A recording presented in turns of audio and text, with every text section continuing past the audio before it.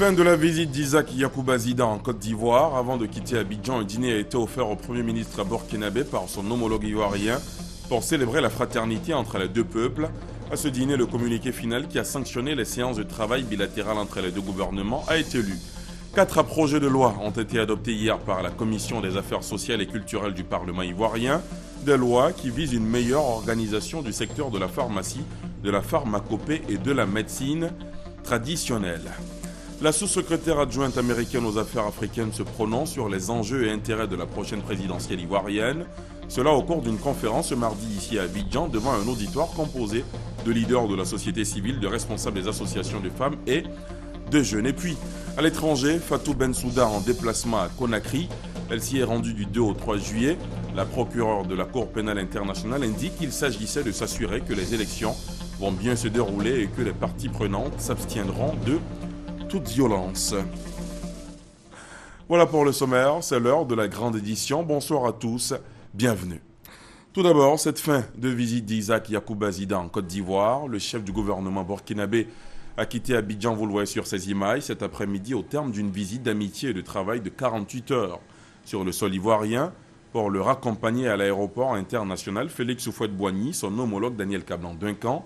Isaac Yacouba Zida dit être ravi de son séjour abidjanais et des perspectives de coopération.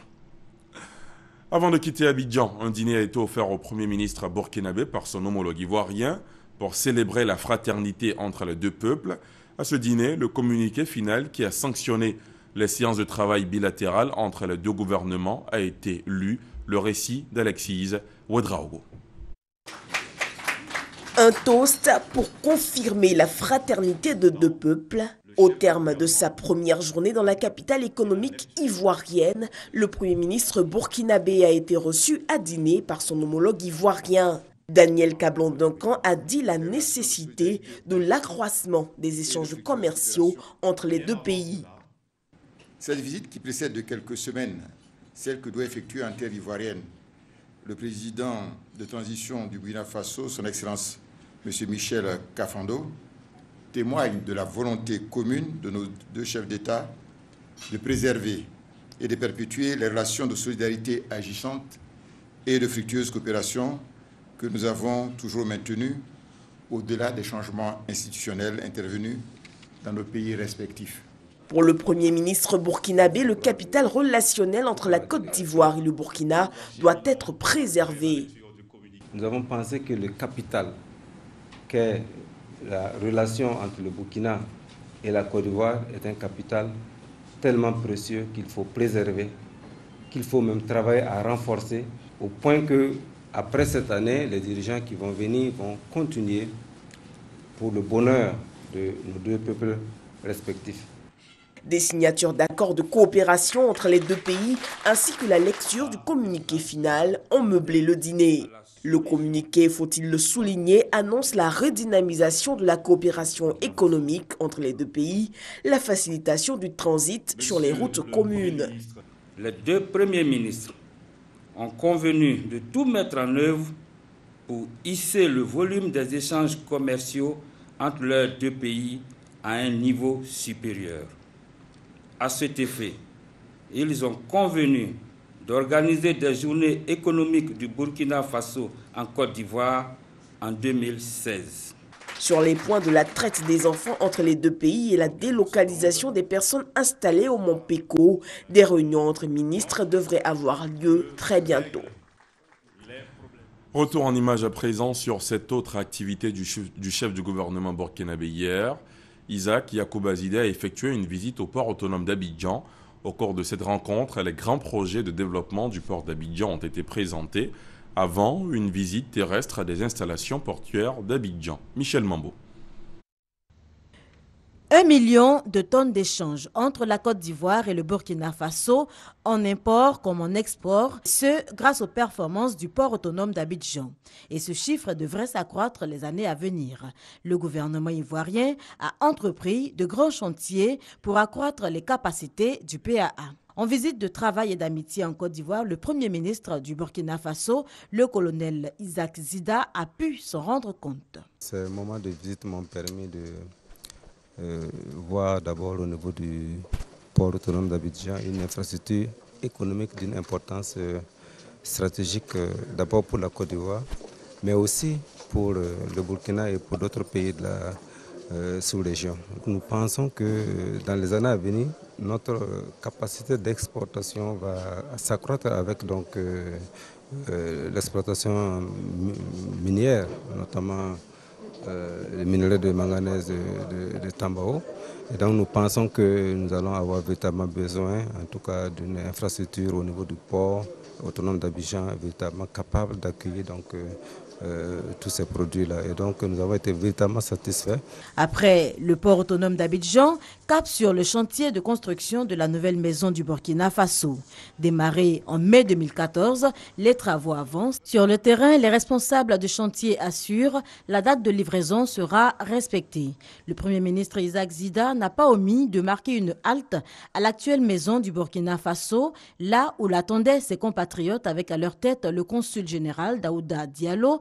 Les échanges qui se sont déroulés dans une ambiance bon enfant ont fini de convaincre l'homme de l'intégration réussie de ses compatriotes vivant en Côte d'Ivoire. Et justement, Isaac Yacouba Zida a également rencontré ses compatriotes vivant en Côte d'Ivoire. Les ressortissants du Burkina Faso dans le pays constituent la plus forte communauté burkinabé à l'étranger, avec près de 4 millions de personnes. Le récit de Gabriel Zani. Les Burkinabés vivant en Côte d'Ivoire apportent leur soutien au gouvernement de transition au Burkina Faso. Mais ils veulent aussi le droit de voter lors des élections législatives et de la présidentielle de 2015. Ce sont parmi tant d'autres les sujets exposés au Premier ministre burkinabé ce mardi à l'Hôtel Ivoire. En perspective des futures élections au Burkina Faso, la diaspora souhaite également voir se concrétiser le recensement administratif de tous nos compatriotes vivant sur le sol ivoirien. À 3 mois de la fin de la transition politique, Yacouba Isaac Zida, le chef du gouvernement de transition du Burkina Faso, a rassuré ses compatriotes du bon déroulement du processus électoral. Cependant, les Burkinabés de la diaspora ne pourront pas prendre part au scrutin pour des raisons budgétaires, a annoncé le Premier ministre burkinabé. 54 milliards de francs CFA, c'est le coût des élections à organiser par le pays. Vous savez que le délai qui a été donné à la transition, c'est 12 mois. Donc ça veut dire qu'il reste à la transition 3 mois. Donc ces 3 mois, c'est organiser les élections législatives et présidentielles le 11 octobre. Toutes les conditions sont réunies. Les conditions sont réunies, ça veut dire que le budget des élections qui s'élevait à 54 milliards, nous avons pu mobiliser. La protection juridique des Burkinabés en Côte d'Ivoire, les questions de la carte consulaire et de la relocalisation des Burkinabés occupant encore le Mont Péco dans l'ouest de la Côte d'Ivoire ont fait l'objet de discussions.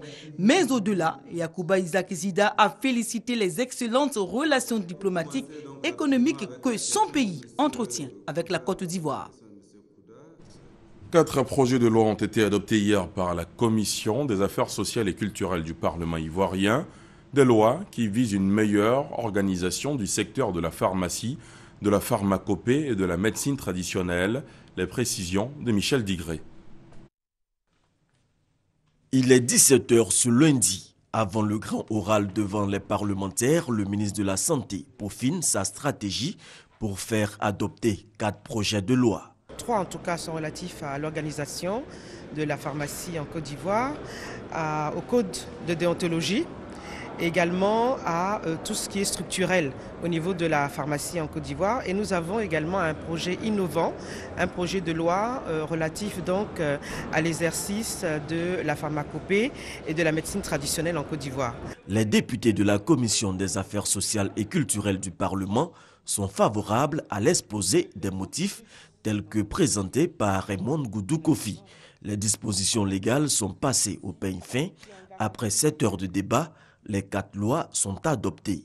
Aujourd'hui, que ce soit au niveau des pharmaciens eux-mêmes, que ce soit au niveau des gens qui mettent les médicaments dans la rue, il y a un désordre. Et je crois que les lois sont venues pour clarifier tout. C'est la Côte d'Ivoire qui gagne. Parce qu'aujourd'hui, la médecine traditionnelle est organisée et la population vivra mieux. Les praticiens de la médecine traditionnelle vivront mieux. C'est surtout la configuration de la pharmacie en Côte d'Ivoire qui va changer. C'est aussi la déontologie. Parce que s'il y a un reproche qui est fait régulièrement, c'est l'installation des pharmacies sans le respect des distances, par exemple. C'est le fait également que nous n'ayons pas de corps d'inspecteurs de pharmacie. Et nous avions besoin d'avoir l'autorisation du Parlement pour pouvoir mieux organiser tous ces secteurs. Il est 17h30 lorsque le ministre de la Santé se retire du Parlement. La mission est accomplie en attendant le vote définitif des textes de loi en plénière. Le Centre de promotion des investissements en Côte d'Ivoire, CEPICI, est en campagne. Entreprendre en Côte d'Ivoire, c'est le nom donné à cette opération de charme. Après Korogo, San Pedro, Yamoussoukro et Ferké, la caravane du CEPICI était hier à Grand-Bassam, Lansine et Bakayoko à Damakone. Pour le Centre de promotion des investissements en Côte d'Ivoire, CEPICI, la résolution de la problématique de l'emploi passe nécessairement par la création d'entreprises. Dans le cadre de sa campagne itinérante dénommée « Entreprendre en Côte d'Ivoire », les dirigeants de cette structure ont rencontré ce lundi les populations de Grand-Bassam. C'est toute initiative que chacun de nous prend pour avoir des revenus. Et c'est cette initiative qui va permettre, de vous permettre d'avoir de l'argent, donc de nourrir vos familles, de pouvoir éduquer vos enfants et de pouvoir dire enfin, ma situation s'est améliorée. Le directeur général du CEPICI insiste sur les facilités accordées aux porteurs de projets désireux de s'engager dans l'entrepreneuriat. Il s'agit entre autres des avantages consentis dans le récent code des investissements, des opportunités offertes par le guichet unique ainsi que les nouveaux secteurs à investissement fertile. Une initiative appréciée par les populations cibles. À entendre le conférencier, ça m'a tout de suite donné envie de devenir entrepreneur parce que je me dis que pour avoir un niveau de vie que je souhaite là, pour pouvoir subvenir à mes besoins et à ceux de mes enfants, il faut entreprendre, travailler pour soi-même. C'est par là qu'on peut s'en sortir. La ville de Grand-Bassam, avec sa zone franche en construction et ses belles plages, constitue un important réservoir de création d'emplois. La sous-secrétaire adjointe américaine aux affaires africaines se prononce sur les enjeux et les intérêts de la prochaine présidentielle ivoirienne. Cela au cours d'une conférence ce mardi à Abidjan devant un auditoire composé de leaders de la société civile, de responsables des associations de femmes et de jeunes. Christiane Honda, Gabriel Zani. La Côte d'Ivoire est face à un nouveau défi, la présidentielle d'octobre 2015. Pour réussir cette étape, ONG, partis politiques, organisations de la société civile ont un rôle important à jouer, celui de l'apaisement. Conscient d'un tel enjeu, le gouvernement américain réaffirme son engagement à soutenir le processus électoral en cours. Les États-Unis militent pour un scrutin inclusif, transparent et apaisé. Nous savons qu'une telle élection est possible. En outre, nous sommes convaincus qu'une élection réussie contribuera grandement à permettre à ce pays de retrouver sa place traditionnelle de locomotive dans la sous-région et de réaliser son objectif de devenir une démocratie forte et dynamique. La sous-secrétaire adjointe aux affaires africaines invite la jeunesse à participer massivement aux élections et surtout à se détourner de la violence. Aux professionnels des médias, l'ambassadeur Biza Williams a demandé l'impartialité dans le traitement de l'information. L'Union panafricaine des élites pour le développement, UPED, veut prendre une part active au développement de la Côte d'Ivoire. La sortie officielle de ce mouvement a eu lieu vendredi au Baron de Yopougon en présence de Moussa Koulibaly et Abou Sanogo. Ancien président du comité central des nouveaux majeurs pour la réélection de Laurent Gbagbo en 2010, aujourd'hui président de l'Union panafricaine des élites pour le développement, UPED, Maxime Ebikadjo, président de l'UPED, appelle à une jeunesse ivoirienne plus responsable, surtout en période électorale pour une nation plus forte. Nous savons qu'un président de la République est à les rênes du pouvoir, nous savons qu'une jeunesse est à la recherche d'emploi. Et je pense que notre objectif premier, c'est de lutter, de nous battre, de sorte que cette jeunesse-là soit insérée. Rehaussant cette sortie officielle, Mamadou Touré, conseiller auprès du président de la République chargé de la jeunesse, et Zadi Djedjekera, président du Front populaire uni FPU, ont invité la jeunesse à rompre avec la nostalgie des marches et meetings. Ils les ont appelés à s'engager résolument dans une dynamique d'autonomisation. Le président est en train de se mobiliser pour la jeunesse, a déjà fait beaucoup pour la jeunesse, mais va encore faire beaucoup dans les années à venir. Il a créé un ministère exclusivement consacré à l'emploi des jeunes. Une agence est en train d'être mise en place et cette agence-là et ce ministère vont s'adresser à tous les jeunes de Côte d'Ivoire, y compris les jeunes qui ont soutenu Laurent Gbagbo. Je suis venu dire à cette jeunesse qui a été traumatisée de ne plus se laisser manipuler par ces hommes politiques qui pensent à leurs intérêts personnels, qui ont besoin des jeunes. Quand il s'agit de faire des meetings, je suis venu donner un message de paix, mais surtout un message de responsabilité. Tous les trois intervenants ont également invité les jeunes et surtout les nouveaux majeurs à s'inscrire massivement sur le listing électoral en cours. Le 5 septembre prochain, l'UPED tiendra sa convention pour décider de certaines orientations du mouvement. Le ministre d'État, ministre du Plan et du Développement, en déplacement récemment à Petit-Diokwe et Guy Trozon dans l'ouest du pays, à l'initiative des jeunes de ce département, Albert Mabritoakeu s'en a appelé à l'apaisement des cœurs pour aller aux prochaines élections censées apporter plus de développement à la région. D'autres précisions avec Thomas Guessambi.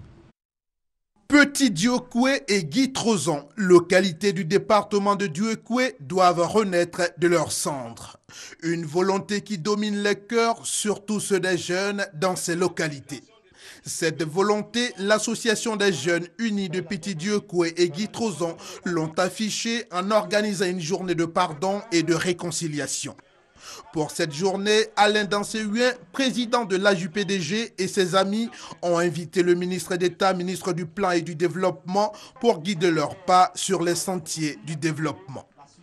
Heureux d'être le parrain d'une telle initiative, le ministre d'État dit partager les moments difficiles de Petit-Diokwe et Guy Trozon.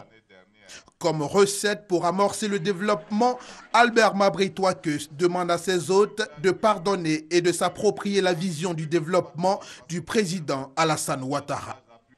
En se proposant d'être désormais le porte-parole de Petit-Diokwe et Guy Trozon auprès du président de la République, le ministre d'État a fait la promesse de la construction d'un centre de santé à base communautaire pour permettre aux populations d'avoir un accès plus facile aux soins primaires. La troisième édition des J-Porci, les journées ivoiriennes de la viande porcine et ses dérivés, s'est ouverte aujourd'hui. Elle a été ouverte par le ministre de la Production animale et des Ressources halieutiques, un rendez-vous des professionnels du secteur qui entendent valoriser et renforcer leurs activités. Serge Coléa. L'élevage de porc, une source de richesse. Ce ne sont pas les acteurs de la filière porcine qui diront le contraire. Eux, qui prennent part de façon active à la troisième édition des J-Porci, les journées ivoiriennes de la viande porcine et de ses dérivés. En 3 années, ce rendez-vous des éleveurs et professionnels du secteur, initié par l'interprofession porcine de Côte d'Ivoire, a contribué à développer la filière. C'est en tout cas le sentiment du ministre de la Production animale et des Ressources halieutiques. Étant conscient du volet important que représente ce secteur-là, nous nous engageons à faire en sorte que la viande de porc soit vulgarisée. Nous voudrions que les Ivoiriens, en venant consommer la viande de porc, puissent eux-mêmes devenir des éleveurs de porc. On peut noter en Côte d'Ivoire aujourd'hui 1500 éleveurs pour 28 350 porcs abattus en 2014. Au moins 500 femmes regroupées en coopérative commercialisent la viande fraîche et des repas à base de porc. La filière porcine génère 30 000 emplois pour un chiffre d'affaires de plus de 70 milliards de francs CFA. Nous sommes l'année dernière à 28 000 porcs abattus dans l'année et je vous dis, la CIVAC va devoir investir dans son outil parce que les chiffres sont en train d'exploser. Dans le hall de la caisse Tabo Plateau, une cinquantaine de stands, un espace dégustation sont disponibles pour les milliers de visiteurs. Nous croyons qu'avec l'élevage de porc, on peut faire de ça une jeune entreprise et même pourquoi pas élargir des espaces et créer de l'emploi à nos frères et à nos sœurs. La 3e édition des J-Porci, les journées ivoiriennes de la viande porcine et ses dérivés, se tient du mardi 7 au vendredi 10 juillet prochain. La 12e exposition internationale du tourisme de Pékin s'est tenue du 26 au 28 juin dernier. La Côte d'Ivoire a répondu présente à ce salon avec un stand de plus de 5 mètres carrés, avec en attraction les atouts touristiques du pays.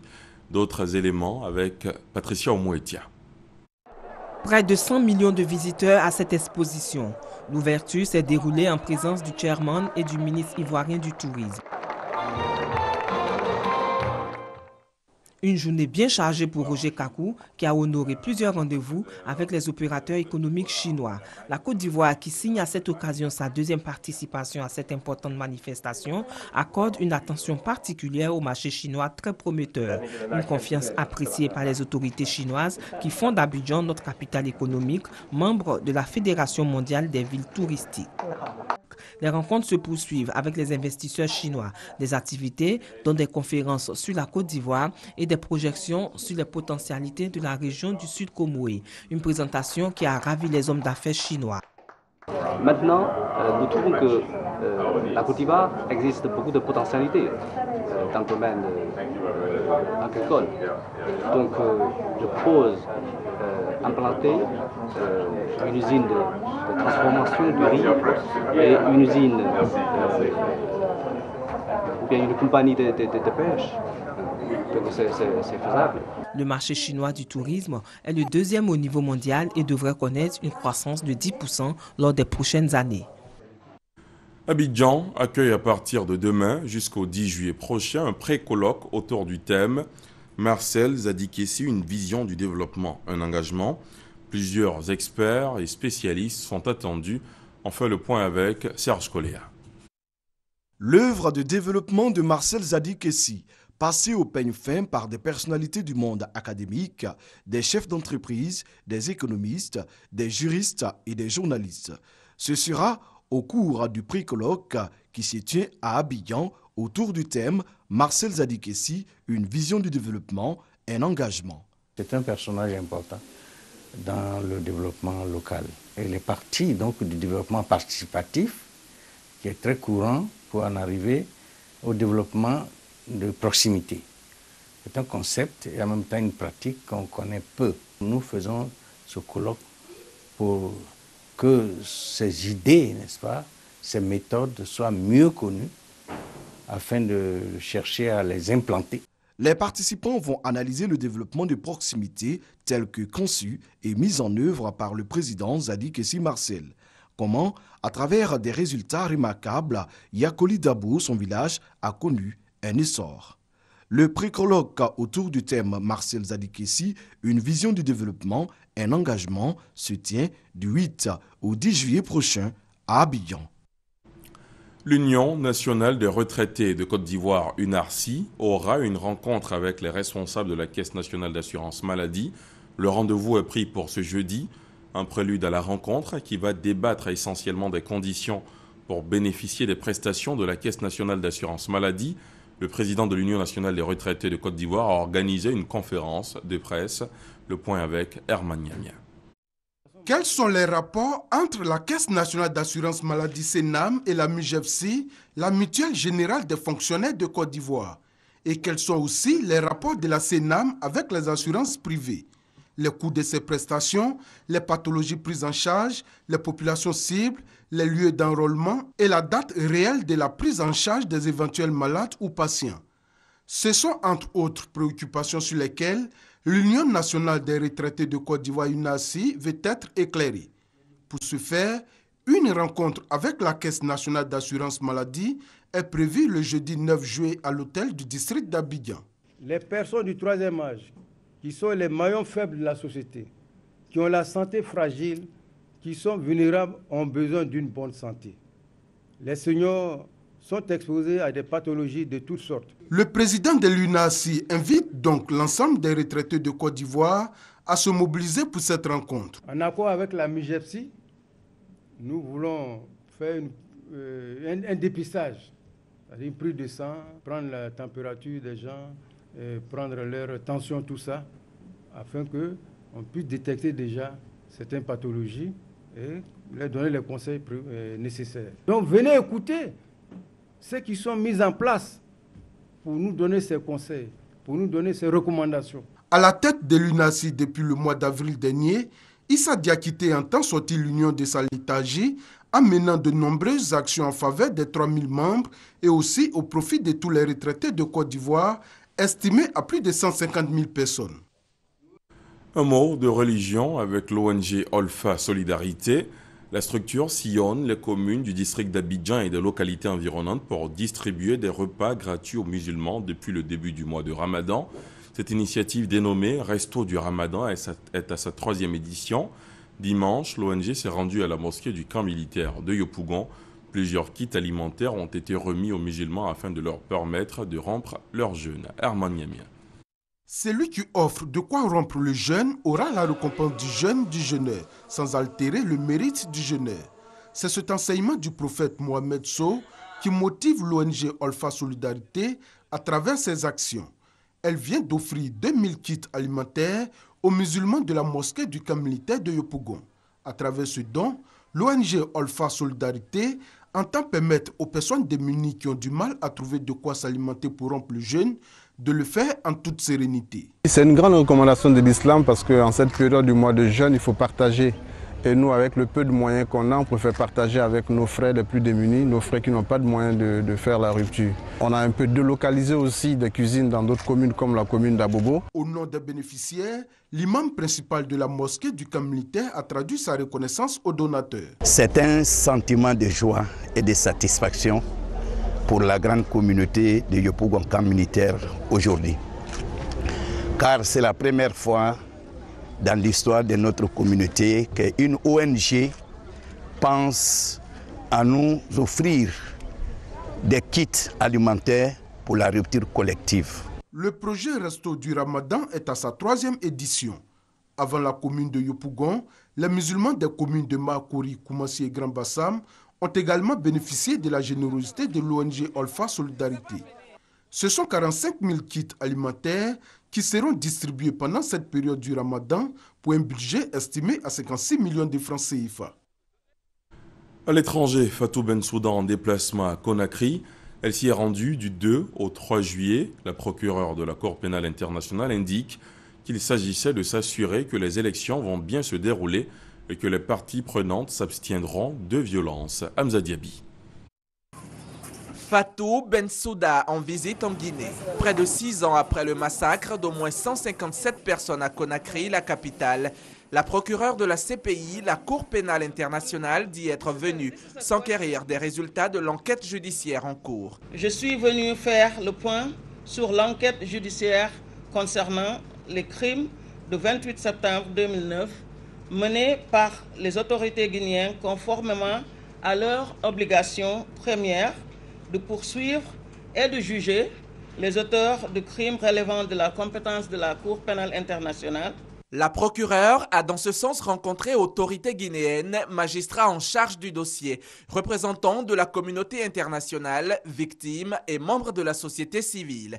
Tous saluent l'initiative. Il y a également que cela booste un peu la volonté politique au niveau des autorités nationales, qui vont se rendre compte qu'en dehors de leur engagement personnel, de l'engagement de l'État face au dossier, il y a aussi un regard extérieur pour observer ce qui se passe sur le terrain. De son côté, Cheikh Sako, le ministre guinéen de la Justice, a assuré que son pays ne se dérobera pas à sa responsabilité dans ce dossier. C'est un dossier que le gouvernement guinéen, par le biais du ministère de la Justice, par le biais des 3 magistrats instructeurs qui travaillent sur ce dossier, qui essayent de mener à bien pour que la procédure d'instruction se termine le plus tôt possible. Dans le cadre de l'enquête judiciaire sur ce massacre, ouverte en 2010, au moins 14 personnes ont été inculpées et plus de 500 témoins clés et victimes auditionnés. Au lendemain de la victoire du non au référendum et à la veille du sommet de l'Eurogroupe, le Premier ministre Alexis Tsipras a multiplié les gestes pour donner à la Grèce toutes ses chances pour la reprise des négociations, car si la Grèce revient à la table des discussions en position de force, les débats ne s'annoncent pas faciles pour autant. Selon les dirigeants européens, la balle est dans le camp du gouvernement grec. Sylvie Toré. Camarade Alexis, accepte cette petite somme pour le bénéfice du budget national. Ces mots sont d'un citoyen chypriote. Il a envoyé la totalité de sa pension mensuelle de 505 €, soit 330 000 francs CFA, au Premier ministre grec Alexis Tsipras. Je ne m'attendais pas à ce que le Premier ministre m'appelle, mais 2 de ses collaborateurs m'ont appelé et ils m'ont dit que le Premier ministre était très touché par mon geste. Ce retraité de 88 ans, dont les filles ont fréquenté en Grèce, manifeste ainsi sa reconnaissance, mais surtout son soutien à la Grèce au bord de la faillite financière. Je pensais qu'un petit geste de ma part pourrait pousser les autres qui ont plus d'argent que moi. Moi qui n'ai qu'une retraite à aider ce peuple.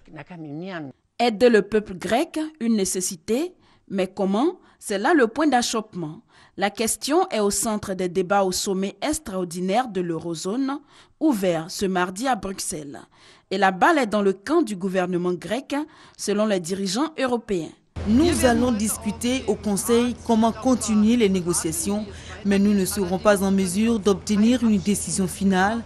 Mais je dois dire que ce n'est plus une question de semaines, mais plutôt de quelques jours. Nous devons faire preuve de responsabilité, de solidarité, mais aussi de rapidité. C'est-à-dire que la responsabilité, c'est à la Grèce de faire des propositions. La solidarité, c'est à l'Europe de les mettre dans une perspective de moyen terme, avec bien sûr une aide immédiate qui doit être fournie, mais faut-il encore qu'il y ait cette perspective de moyen terme? On ne va pas parler de la Grèce tous les 3 mois. À Athènes, les banques sont restées fermées ce mardi. Les files d'attente s'allongent devant les distributeurs automatiques avec les regards tournés vers Bruxelles.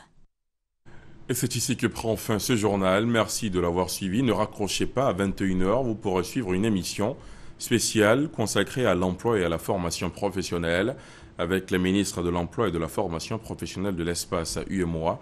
D'ici là, je vous souhaite de passer une excellente soirée et à tout à l'heure.